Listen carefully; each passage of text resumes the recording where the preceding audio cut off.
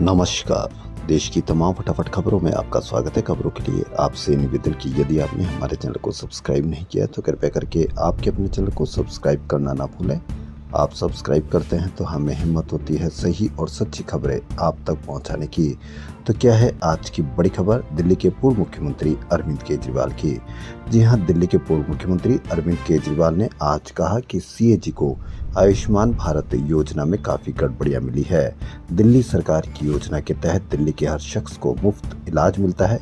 5 रुपए की गोली हो या करोड़ों का इलाज हो, ये पूरा मुफ्त रहता है। पीएम को दिल्ली की योजना देश भर में लागू करनी चाहिए।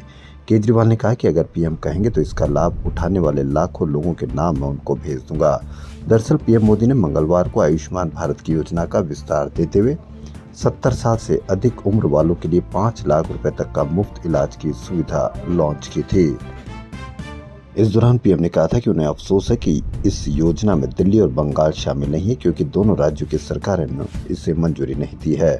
उधर भाजपा ने दिल्ली में आयुष्मान लागू नहीं करने पर आप सरकार के फैसले के खिलाफ हाईकोर्ट में रिट याचिका दाखिल कराई। इसकी जानकारी दिल्ली भाजपा अध्यक्ष ने बुधवार को दी।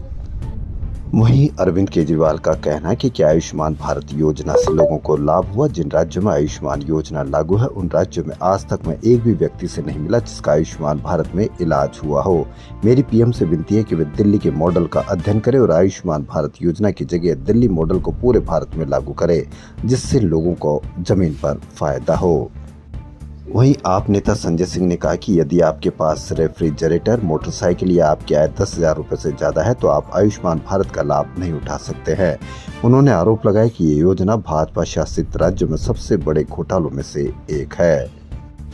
हैदराबाद में स्ट्रीट वेंडर के यहां से मोमोज खाने के कारण एक महिला की मौत हो गई। पुलिस ने बुधवार को बताया कि बंजारा हिल्स इलाके में रहने वाली 33 साल की और उनके 2 बच्चों ने खेरताबाद के मोमोज स्टॉल से 25 अक्टूबर को मोमोज खाए थे। कुछ देर बाद तीनों को डायरिया, पेट में दर्द और उल्टी होने लगी। 27 अक्टूबर को इलाज के दौरान महिला की मौत हो गई। उनके बच्चों का अभी भी इलाज चल रहा है। रेशमा सिंगल मदर थी। उनके बच्चों की उम्र 12 साल और 14 साल है। महाराष्ट्र में महायुति से पूर्व मंत्री नवाब मलिक की उम्मीदवारों को लेकर भाजपा और एनसीपी अजीत गुट में टकराव हो गया। मानखुर्द शिवाजी नगर सीट से एनसीपी अजीत गुट ने नवाब मलिक को उम्मीदवार बनाया है। महायुति की ओर से यह सीट शिवसेना शिंदे गुट को दी गई और सुरेश पाटिल को उम्मीदवार बनाया। भाजपा ने भी पाटिल का समर्थन करते हुए कहा कि वे मलिक के लिए कैंपेन नहीं करेंगे। वहीं मुंबई भाजपा के अध्यक्ष आशीष शेलार ने बुधवार को कहा कि हमारी पार्टी का स्टैंड क्लियर है। हम पहले भी नवाब मलिक की उम्मीदवारी के खिलाफ थे, अब भी उनका समर्थन नहीं करेंगे, क्योंकि उनके दाऊद इब्राहिम से लिंक होने की बात सामने आई थी। एनसीपी ने अनुशक्ति नगर सीट से नवाब मलिक की बेटी सना मलिक को टिकट दे दिया है, जो महायुति की ऑफिशियल कैंडिडेट भी। आशीष ने कहा कि भाजपा को सना की उम्मीदवारी से दिक्कत नहीं है, पार्टी उनका समर्थन जरूर करेगी। बॉलीवुड एक्टर सलमान खान को एक बार फिर से जान से मारने की धमकी मिली है। मीडिया रिपोर्ट्स की माने तो इस बार धमकी देने वाले ने 2 करोड़ रुपए की फिरौती मांगी है। मुंबई ट्रैफिक पुलिस को मिली इस धमकी में कहा गया है कि पैसे न देने पर अभिनेता की जान ले ली जाएगी। आप इसको इस बात से अंदाजा लगा लीजिए कि कोई भी व्यक्ति किसी भी बड़े आदमी, छोटे आदमी, किसी को भी मौत की धमकी दे रहा है और फिर भी वो खुलेआम घूम रहा है।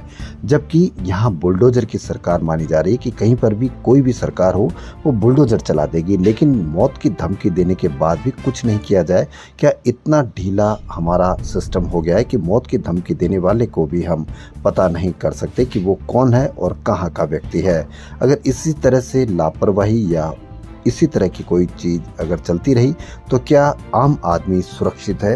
यहाँ इतने बड़े आदमी के रूप में सलमान खान भी सुरक्षित नहीं है, तो आम आदमी को तो कोई भी धमकी देकर किसी भी तरह का धमकी, ब्लैकमेल कर सकता है, पैसा लूट सकता है। तो ये इस पर आप अवश्य कमेंट करें। बाबा वेंगा का असली नाम वेंजेलिया पांडेवा गुस्टेरोवा है। वह एक महिला थी और बचपन से ही अंधी थी।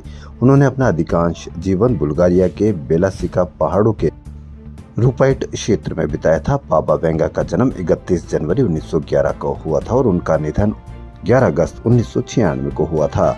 बचपन के दौरान वेंगा के पिता को प्रथम विश्व युद्ध के दौरान बुल्गारियाई सेना ने भर्ती किया गया था। वेंगा की मां की जल्द ही मौत हो गई थी। इनकी भविष्यवाणियां जो सच हुई। द्वितीय विश्व युद्ध के बारे में, सोवियत संघ, चेकोस्लोवाकिया और यूगोस्लोवाकिया का विघटन, चेरनोबिल आपदा, स्टालिन की मौत की तारीख, जार बोरिस तृतीय की मौत की तारीख, रूसी पनडुब्बी और भी कई इनकी भविष्यवाणी सच हुई है। वहीं उनके आगे की भविष्यवाणियों में बाबा वेंगा ने बताया कि दुनिया का अंत 2025 में शुरू होगा, मगर 5089 तक मानवता पूरी तरह से समाप्त नहीं होगी। उनकी 2025 को लेकर एक और भविष्यवाणी के मुताबिक 2025 में यूरोप में एक बड़ा संघर्ष छिड़ जाएगा, जिसके कारण यूरोप की आबादी में काफी कम हो जाएगी। बाबा वेंगा के अनुसार 2043 में यूरोप में मुस्लिम शासन होगा। बाबा वेंगा ने एक और बताया कि 2076 तक पूरी दुनिया के कम्युनिस्ट शासन की वापसी होगी। बाबा वेंगा की भविष्यवाणी के अनुसार 5089 में एक नेचुरल घटना के कारण दुनिया का अंत हो जाएगा। अब देखना यह है कि बाबा वेंगा की कब तक भविष्यवाणी सच होती है, या कई तरह की भविष्यवाणियों के साथ इनका भी उसी तरह का अंजाम होगा। खबरों में फिलहाल इतना ही। यदि आपको हमारा चैनल पसंद आए तो लाइक, सब्सक्राइब और शेयर अवश्य करें। धन्यवाद।